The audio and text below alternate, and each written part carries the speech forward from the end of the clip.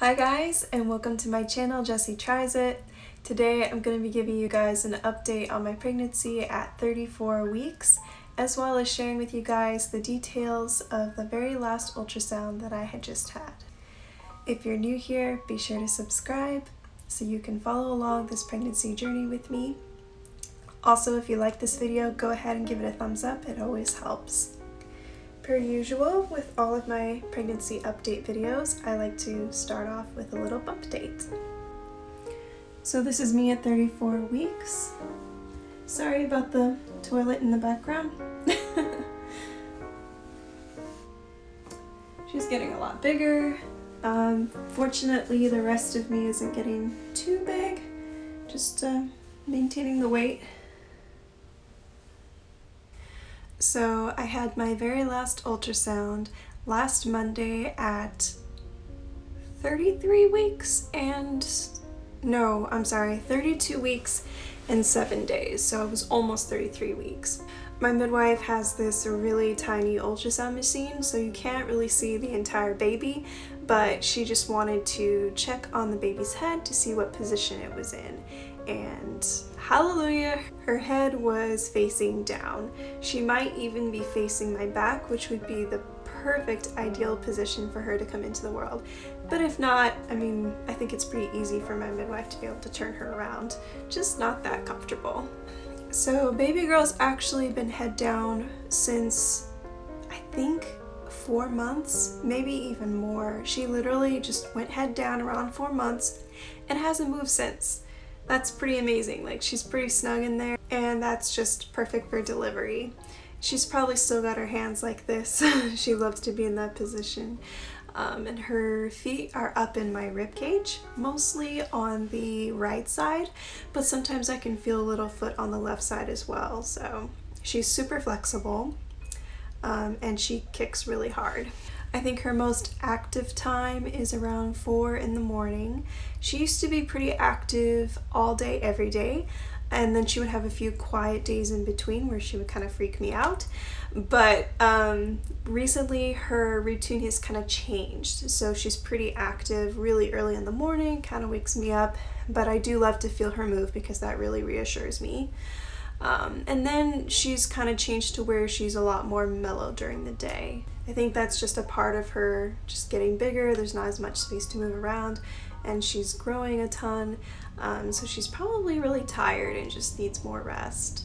I was talking to my midwife during the ultrasound, and I don't know, I was kind of concerned about my hips because they've been in a lot of pain. There's a nerve that gets pinched when I stand for too long, or I walk too much, or I just do too much around the house.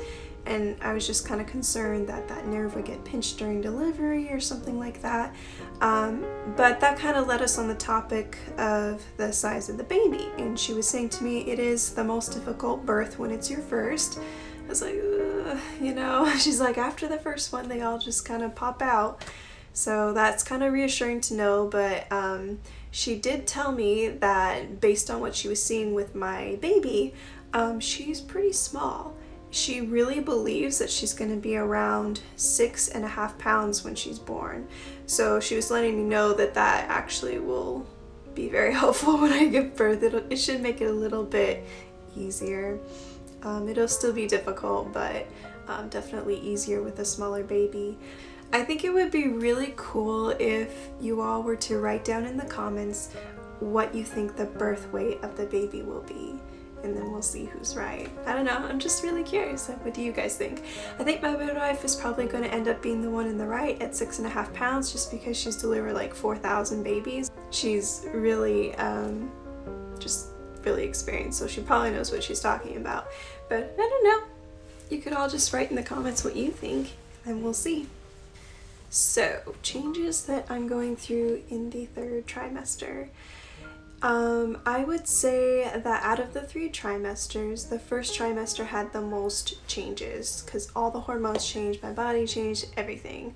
A whole new life was getting established.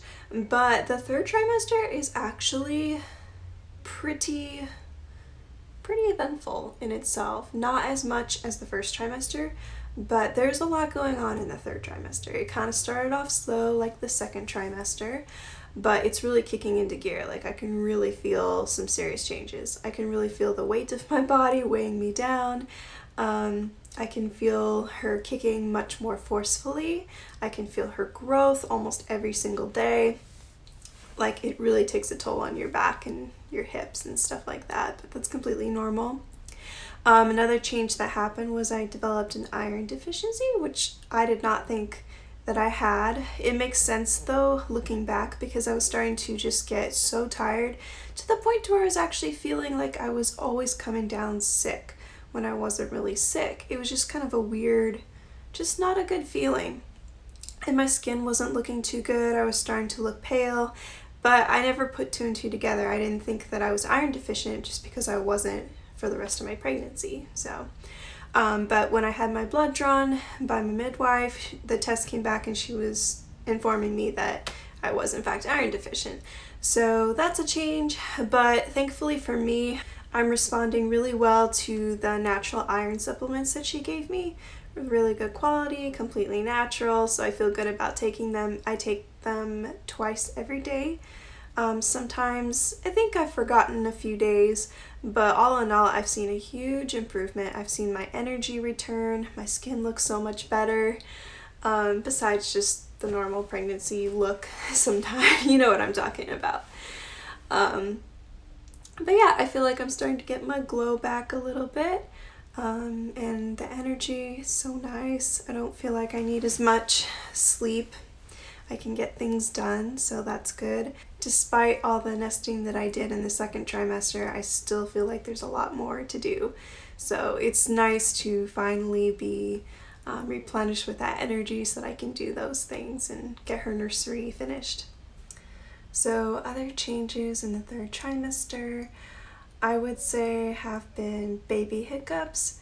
This might sound a little strange, but baby girl has hiccups every day, if not twice every day, sometimes 3 times. And it doesn't last for very long, but it always feels just like a pulse sensation or like a heartbeat, but I know that I can't feel her heartbeat through my tummy, so it's got to be either my pulse or it's got to be hiccups, and I think for sure it's hiccups.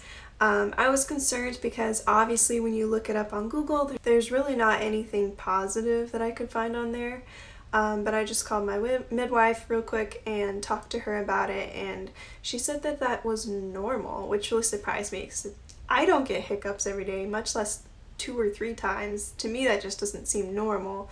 But she was saying for the baby it is because her lungs are developing and her body is preparing her to breathe, and that those hiccups are going to help her body get ready for that. So hey, sounds good. She mentioned that the hiccups will probably continue a good month after her birth. So it's good to know. Well, I'm just really pleased to say that nothing too eventful has been happening here in the third trimester, around 34 weeks.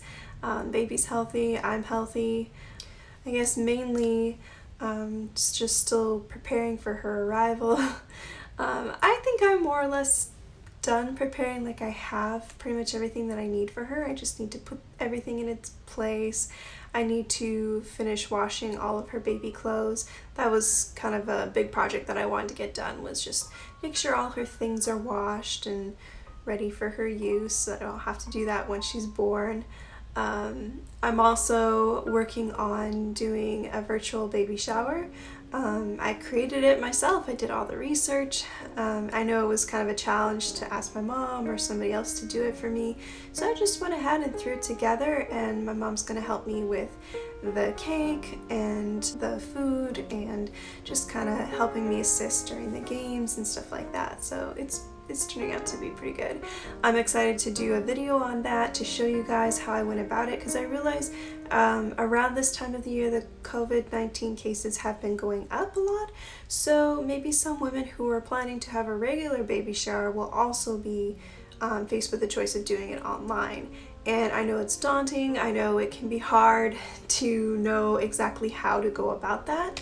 So I'll just film my experience and I'll try to give you guys some tips and tricks about that, and just try to show you how the whole thing worked for me. I'm using Facebook Messenger Room instead of Zoom because you have to pay for that and you are pretty restricted as to how many people can be on there, and you only get like 45 minutes, so that wasn't really an option for me.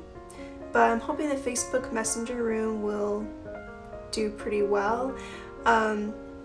It's a very, very simple operation.